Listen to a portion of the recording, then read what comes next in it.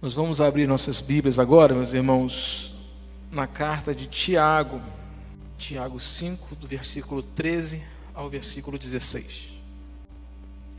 Diz assim: alguém de vocês está sofrendo? Faça oração. Alguém está alegre? Cante louvores. Alguém de vocês está doente? Chame os presbíteros da igreja e estes façam oração sobre ele, ungindo-o com óleo em nome do Senhor. E a oração da fé salvará o enfermo, e o Senhor o levantará. E se houver cometido pecados, estes lhe serão perdoados. Portanto, confessem os seus pecados uns aos outros e orem uns pelos outros, para que vocês sejam curados. Muito pode, por sua eficácia, a súplica de um justo. Amém. Meus irmãos, eu queria falar um pouco sobre relacionamento, sobre intimidade com Deus. Relacionamento íntimo, daquele que o marido e a esposa não têm nenhum tipo de segredos entre eles. Relacionamento íntimo. Participar da criação dos filhos e dos netos. Não só sendo avô, ou sendo avó, ou pai, ou mãe. Não só carregando esse título, mas participar ativamente da criação dos filhos e de netos. Gerando um relacionamento de intimidade, em que vocês podem conversar sobre qualquer coisa. Qualquer coisa. Claro, sempre com muito respeito, né? Mas conversar sobre qualquer coisa. Que gera um relacionamento de intimidade. Tem outras coisas também que geram na gente um relacionamento de intimidade. Eu não tenho filhos nem netos, mas eu tenho pets. Como é que eu gero uma intimidade com meus gatos, por exemplo? Eu durmo com os meus gatos. Eu escovo os meus gatos. Eu dou comida para os meus gatos. Quando tem que dar banho, eu sento no box e dou um banho nos meus gatos. Isso gera um relacionamento com os meus pets. Isso gera uma intimidade com os meus pets. Pode até parecer brincadeira, mas eu entendo eles e eles me entendem. Lá no seminário, a gente estava tendo aula, se não me engano era com o pastor Roque ou com o pastor Marcos Alex. E a gente estava falando sobre animais. Vou fazer só aqui um adendo rapidinho. De que os animais não têm consciência da vida e da morte, que os animais, eles não pensam, eles não falam. Aí eu virei para o Glaucio, que era meu amigo do seminário, e falei assim: meu gato, fala comigo. Aí Glaucio, rapidamente, bota a mão e ora. Gente, isso tudo gera relacionamento íntimo. Você quer outra coisa que gera um relacionamento íntimo? O Adriano vai me entender. Carro. É diferente quando você pega o seu carro e bota ele para lavar, e uma certa hora você pega ele para lavar, do que quando você lava o seu carro. Você aspira ele, você passa silicone perfumado nele, você bota cheirinho, você limpa a roda, né, Adriano? Friso por friso. Meu pai, ele vai além. Meu pai limpa aqueles negócios de ar-condicionado com cotonete. Ele pega um cotonete, agora assim também? E vai limpando aquilo ali. Gente, isso gera intimidade com o carro. Dá para acreditar nisso? Você entende o seu carro, você sabe do que ele precisa. Isso pode acreditar no que eu estou falando. É muito legal você, de vez em quando, falar assim: hoje eu não vou lavar o carro. Bota ali para lavar. Mas quando você mesmo senta e faz as coisas pelo seu carro, pelo seu bem, você gera sinceramente, é uma relação até de amor. Claro, né? Guardadas as proporções, né? O amor com seres humanos é uma coisa bem material. Assim como você pode muito bem mandar o seu cachorro para o pet shop lavar, tosar e ele voltar cheirosinho, mas não é a mesma coisa que você dar um banho, você tosar, olho no olho. É outro relacionamento. E eu quero falar de oração. Aqui um outro exemplo que eu anotei aqui, que é construir a sua casa. É muito legal você mandar um arquiteto, um engenheiro construir uma casa para você. Você vai ali, olha, eu quero assim, eu quero assado, coisa e tal. Daqui a pouco você vai lá e está tudo pronto. Quando Adriano de novo, né? Outro exemplo, né? É trabalhoso, né, Adriano? É estressante. Mas com certeza você olha para cada cantinho daquela casa e fala, isso aqui fui eu que planejei. Pode ter dado errado uma certa hora ou outra, né? O orçamento estoura, né?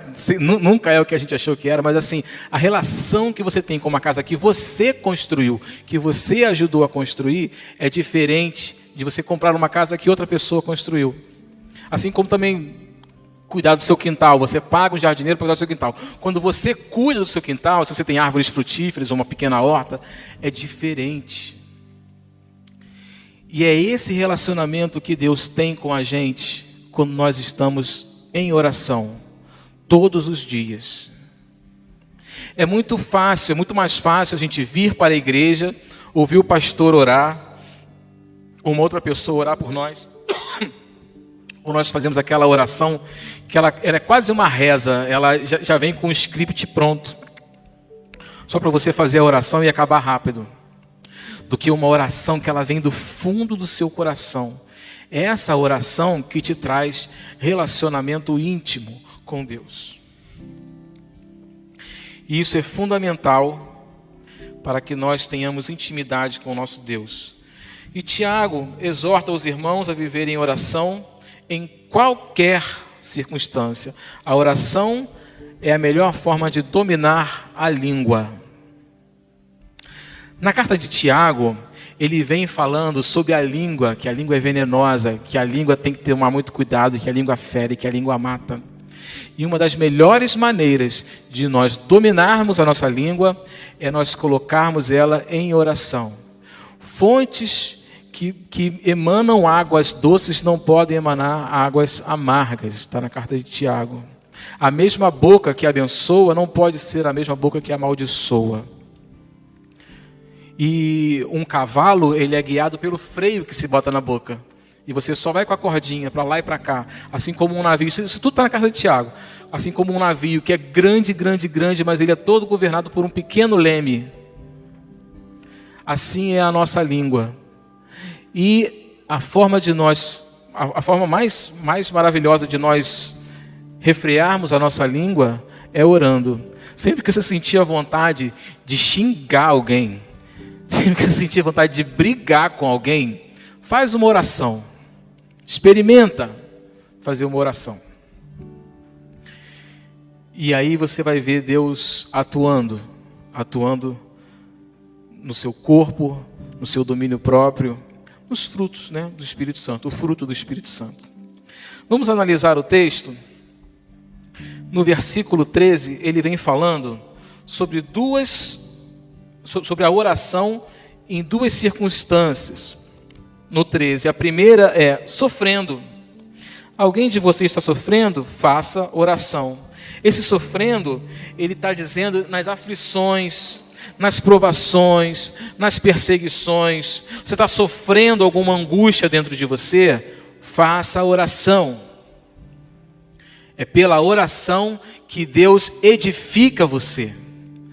E a gente vai chegar lá no final, orando uns pelos outros. Nós sabemos que os dons dentro da igreja servem para a edificação dos seus próprios membros, edificação do corpo da igreja. Quando nós oramos uns pelos outros, nós edificamos o outro. Isso é um dom de Deus, não deve ser omitido. Você jamais deve se omitir em orar pelo seu irmão, porque você está edificando. Na segunda aqui, alguém está alegre, cante louvores. Aqui é a mesma palavra de salmo, né, no grego. Mas também em outras traduções fala assim, ore também, para você continuar orando, só que alegre, orando com louvores. É uma oração de ação de graças, mais ou menos parecido com isso. Alegre não por condições externas. Eu estou alegre porque eu consegui aquele emprego. Eu estou alegre porque eu consegui passar de ano. Eu estou alegre porque eu fui promovido no meu trabalho. Eu estou alegre porque eu adquiri uma casa, um carro ou qualquer outra coisa. eu tô alegre porque eu consegui conquistar aquela menina e agora eu estou namorando. Tá, jovens? Então fica só a ponte aí. Não é esse tipo de alegria que eu estou falando. Alegre é que o coração está alegre porque você tem Deus como seu Senhor e seu Salvador. Independente se você está passando por dificuldades ou não, o coração está alegre e por isso eu canto louvores ao meu Deus, porque Ele tem o controle supremo da minha vida. No versículo 14, a gente entra um pouco mais na questão de doença. Alguém de vocês está doente? Aí, olha só a diferença. Se você está triste, você está com frustração, você está sendo provado, ora. Você está alegre, cante louvores, orando, né? Os salmos de louvores são orações. Agora, se você está doente, é uma outra orientação que o texto vai dar. Alguém de vocês está doente? Chame os presbíteros da igreja e estes façam oração sobre ele, ungindo com óleo em nome do Senhor. Peça ajuda. Se você está doente, aqui o texto está falando de doença física mesmo, tá? A palavra em grego é doença física.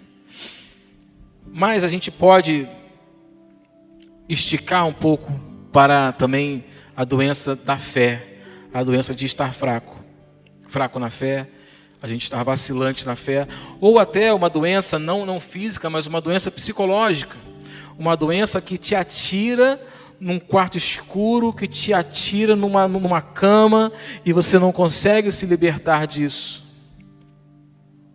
Doente, peça ajuda. Chame os presbíteros da igreja. Os presbíteros são homens e mulheres. No caso aqui, presbítero, o Tiago está falando dos bispos, está falando dos pastores, que é uma forma em que as igrejas tinham de não ter só um pastor, mas tinham vários pastores, vários bispos, vários presbíteros.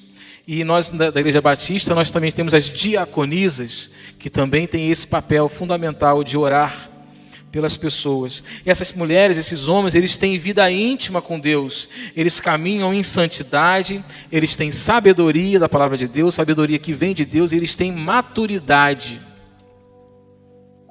Perceba que quando você chama um presbítero ou presbíteros para orar por você, para impor as mãos e ungir você com óleo, você será curado não pela sua fé, mas pela fé deles. Por isso que é necessário nós pedirmos ajuda na nossa comunidade. E a oração, ele é um alívio e ele é uma providência espiritual. Esses presbíteros vão orar por você e você vai ter em primeiro plano uma providência e um alívio espiritual, porque muitas doenças vêm com pecados. Isso não é historinha, isso é Bíblia. Algumas doenças, elas são sim frutos de pecado. Um pecado tão arraigado dentro de você, tão preso dentro de você, que te gera uma culpa, que te gera problemas psicológicos. Vocês já ouviram falar de doenças psicossomáticas? Doenças que você inicia essa doença no seu cérebro, na sua mente, e ela tem um reflexo no seu corpo. Paralisias faciais, cegueira, diabetes, entre várias outras. E aí a gente nem fala, né, de depressão, de ansiedade, que apesar de ser um problema mais de cunho psicológico, mas te abate profundamente no seu corpo, na sua convivência social. Então, a oração, ela é um alívio imediato, emergencial, providencial, mas ele é espiritual. E aqui está falando de ungir com óleo. E aí a gente vai entrar numa polêmica. Não que o púlpito seja um lugar de polêmica, eu já cansei desse negócio de polêmica, mas são duas formas de se pensar em relação a isso, ao texto que está sendo analisado. Jesus, quando curou alguns enfermos, ele usava sinais materiais. Não que aquilo fosse necessário para a cura, mas que aquilo simbolizava alguma coisa. Ele colocava um dedo no ouvido, ou ele fazia uma lama com barro e passava no olho. Ele usava meios materiais.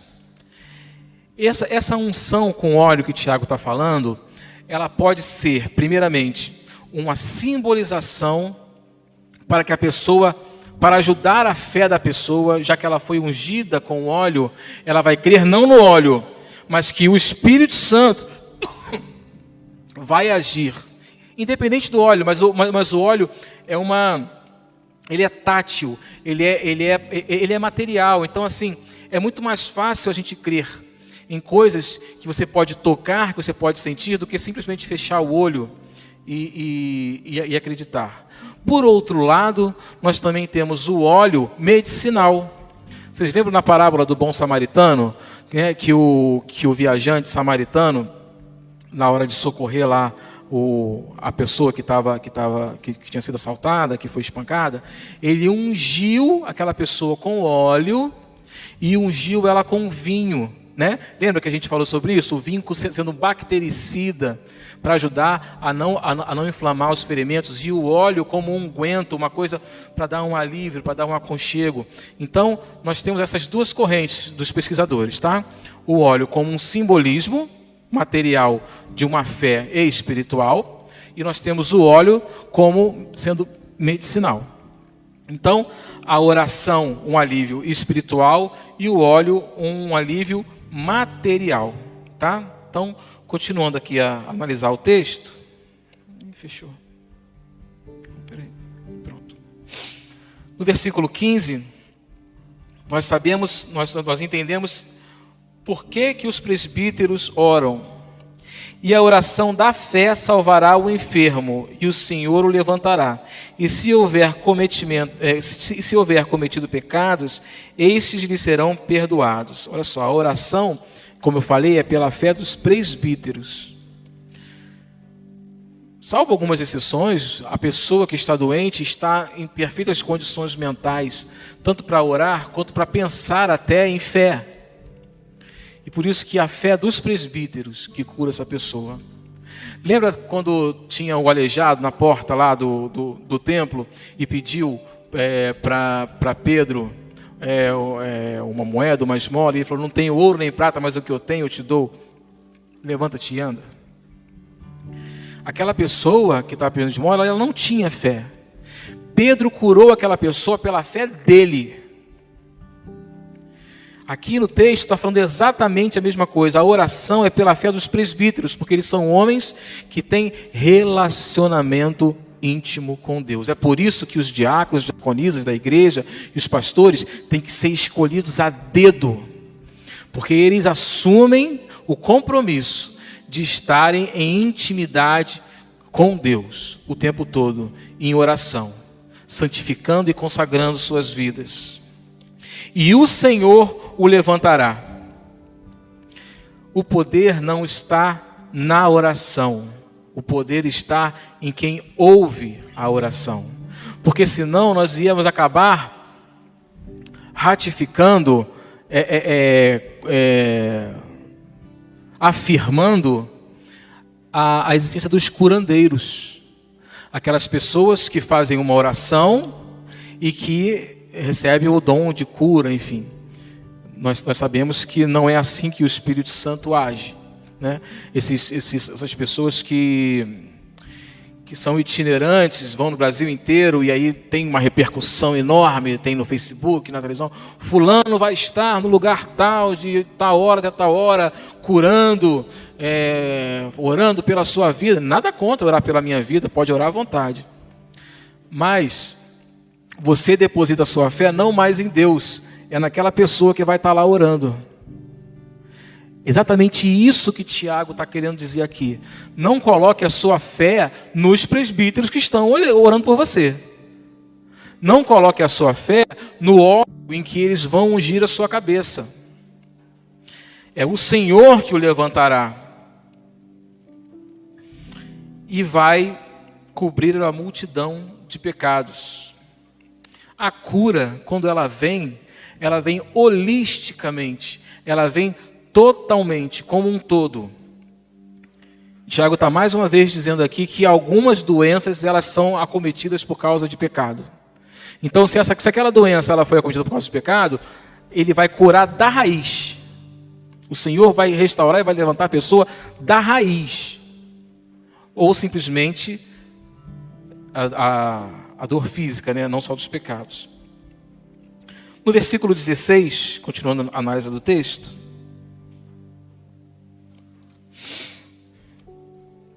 ele entra numa outra seara. Portanto, confessem os seus pecados uns aos outros e orem uns pelos outros para que vocês sejam curados.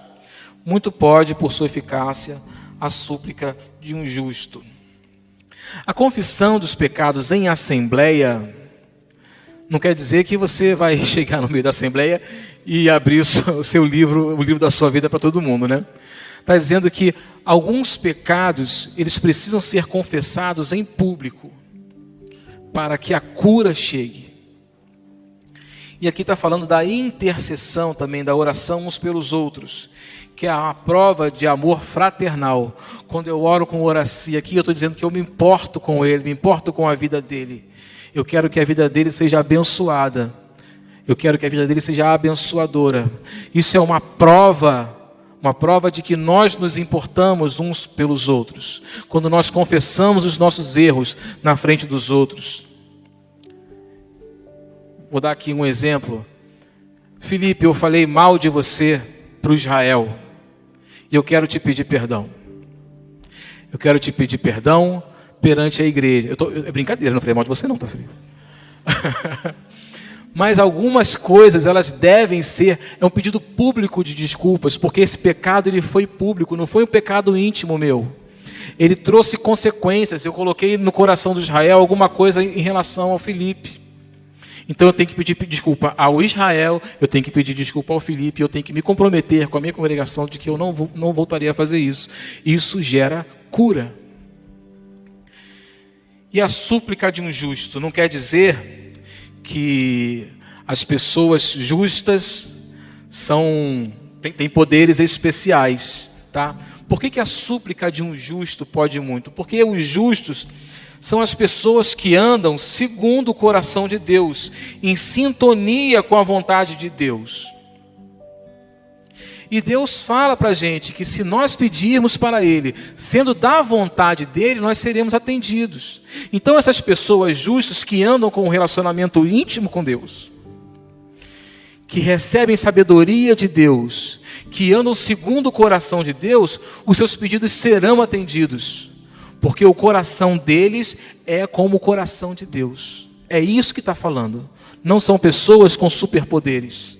São pessoas que depositam toda a sua oração no nome de Deus. Meus irmãos, se você está sofrendo, ore. A oração é a nossa fonte de força e confiança para atravessar as aflições, as perseguições, as ingratidões. E nos encoraja a perdoar e entregar a Deus nossas lutas. Você está sofrendo, não no sentido físico, né? Isso vem depois. Você está sofrendo algum problema, alguma dificuldade, alguma aflição, alguém te magoou, você não consegue se libertar disso. Ore. Você está sofrendo perseguição. As pessoas na minha faculdade, no meu trabalho, na minha casa, me perseguem porque eu sou cristão, bem-aventurado você é. Leia o Sermão do Monte, né, Horaci? Bem-aventurado aquele que por minha causa sofre perseguição. Ore. Você está alegre? Ore. Porque é muito difícil a gente lembrar de agradecer a Deus quando a gente está alegre. Quando as coisas estão indo bem. Quando tudo está numa calmaria, né? Você até fala assim, graças a Deus. Mas é difícil a gente, com o coração alegre, a gente orar a Deus com o coração alegre. Ore com o coração alegre. A nossa alegria independe das circunstâncias externas, porque sabemos da nossa salvação e que Deus nos dá esses momentos felizes. Se você está alegre, se as coisas estão indo bem na sua vida, você teve algumas vitórias, não esqueça que foi Deus que te deu esse momento de alegria. Foi Deus que te deu essa vitória. ore, agradecendo, louvando, ações de graças. Está doente, peça ajuda. Às vezes precisamos de ajuda extra, tanto para a cura física como espiritual. Conte com os seus líderes da comunidade que têm uma vida de relacionamento com Deus. Seu líder de célula, seu líder do ministério jovem, terceira idade, ministério das mulheres. Pessoas que Deus coloca na liderança são pessoas escolhidas e separadas por Deus para liderar. É claro que nós temos maus líderes. Não quer dizer que não foi Deus que colocou ele ali. Alguma lição é para ser aprendida. Alguma coisa Deus está querendo com aquilo ali. Peça ajuda e confie. Confie que Deus enviará a pessoa certa para te ajudar, ou as pessoas certas. A conclusão que eu dou, irmãos, é que o poder da oração não está em quem ora, nem no óleo, nem na própria oração. Tem gente que acredita assim, que eu vou orar e tudo vai se resolver. O poder não está no fato da oração. O poder está em quem ouve a oração. Agora, é claro que quem tem um canal aberto com Deus, anda em santidade, em consagração, tem intimidade com Deus, Deus costuma atender. A não ser que seja outra vontade dele, mas ele costuma atender. Então peça ajuda.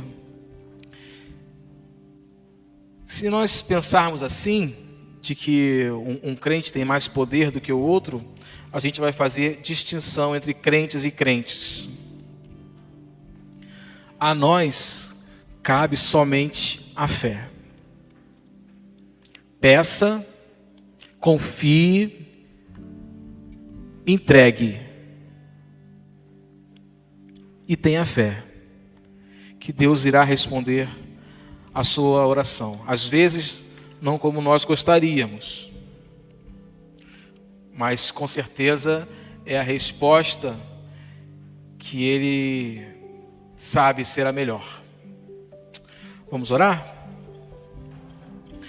Senhor meu Deus, muito obrigado pela palavra de hoje. Muito obrigado pelas pessoas que estão aqui para ouvi-la. Muito obrigado pelas pessoas que acessam o nosso canal para ouvi-la. Senhor, faz de nós crentes com relacionamento contigo, relacionamento íntimo, em que nós podemos contar as nossas coisas, mesmo que o Senhor já saiba de todas elas, mas que nós tenhamos uma liberdade com respeito, com cerimônia, com temor e com tremor, mas uma liberdade de chamá-lo de papai e de contarmos nossas aflições, nossas vitórias, as vitórias que o Senhor nos dá, as aflições que o Senhor permite ou envia para que nós possamos aprender alguma coisa.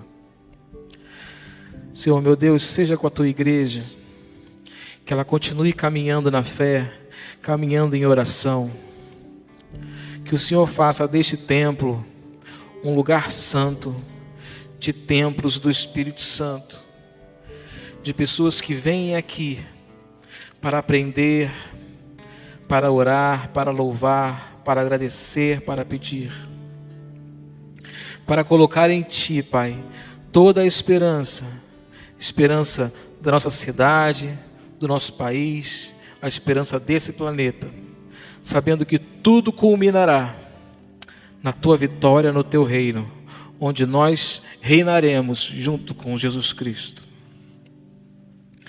Seja com cada família aqui representada, cada lar também que está entrando essa palavra nesse momento, os aparelhos eletrônicos, que são neste momento fonte de bênçãos,